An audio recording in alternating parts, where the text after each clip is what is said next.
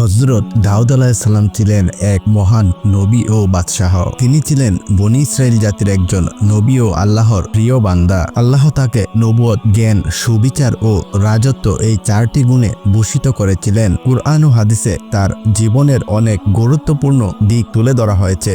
দাউদ আলাইহিসসালামের কাহিনীর শুরু ঘটে যুবক অবস্থায়, যখন তিনি এক সাধারণ সৈনিক ছিলেন। সে সময়ে তাগুত শক্তি ও দুর্দান্ত যোদ্ধা জালুত এর বিরুদ্ধে বনী ইসরাইলের যুদ্ধ চলছিল।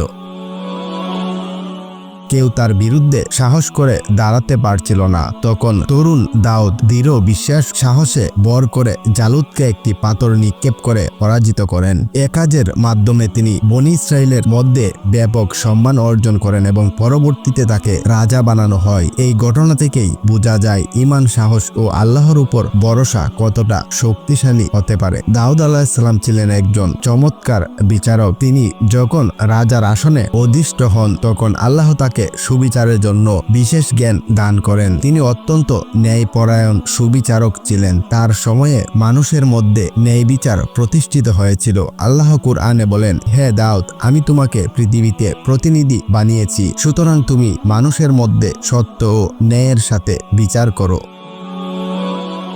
আল্লাহ দাউদ আলাইহিসসালামকে জবুর নামক একটি কিতাব দান করেন, যা ছিল তার প্রতি বিশেষ ওহী। তিনি জাবুর পাঠ করতেন এত সুন্দর কণ্ঠে যে পাহাড়, পাখি ও পশুরা তার সাথে একত্রে তাসবিহে মগ্ন হতো। কুরআনে বলা হয়েছে, আমি পাহাড় ও পাখিদের তার সাথে তাসবিহ পাঠে নিয়োজিত করেছিলাম। দাউদ আলাইহিসসালাম ছিলেন একজন ধ্যানমগ্ন ইবাদতকারী। তিনি রোজা রাখতেন একদিন পর পর, যাকে দাউদের রোজা বলা হয়। রাসূলুল্লাহ সাল্লাল্লাহু আলাইহি ওয়াসাল্লাম বলেছেন, আল্লাহর কাছে সবচেয়ে প্রিয় রোজা হলো দাউদের রোজা। তিনি একদিন রোজা রাখতেন এবং একদিন ভাঙতেন। দাউদ আলাইহিসসালামের আরেকটি বিশেষ গুণ ছিল, তিনি নিজ হাতে শ্রম করতেন। যদিও তিনি রাজা ছিলেন, তবুও তিনি লোহার বর্ম তৈরি করে জীবিকা অর্জন করতেন। আল্লাহ তাকে লোহা নমনীয় করার ক্ষমতা দিয়েছিলেন। তিনি লোহা গলিয়ে নিজের হাতে বর্ম তৈরি করতেন এবং তা বিক্রি করে উপার্জন করতেন। এটি আমাদের শেখায় শ্রম ও হালাল উপার্জন কতটা গুরুত্বপূর্ণ।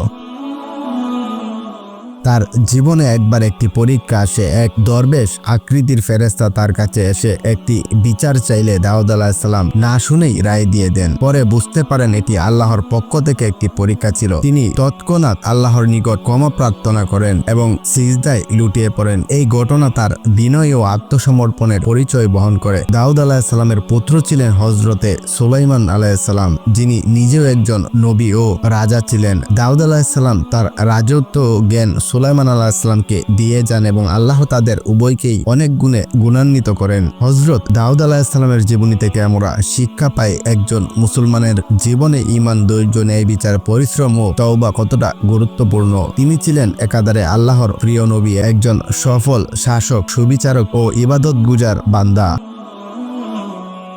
হযরত দাউদ আলাইহিসসালামের জীবনের প্রতিটি অধ্যায় আমাদের জন্য শিক্ষণীয়। তার জীবনের মাধ্যমে আমরা শিখি কিভাবে আল্লাহর উপর ভরসা রেখে ন্যায় ও সৎপথে চলা যায়। তার কণ্ঠের মাধুর্য, ইবাদতের গভীরতা এবং বিচার ক্ষমতা তাকে ইতিহাসের একজন মহান মানুষ হিসেবে প্রতিষ্ঠিত করেছে। তার জীবন আমাদের সামনে আদর্শ রূপে উদ্ভাসিত।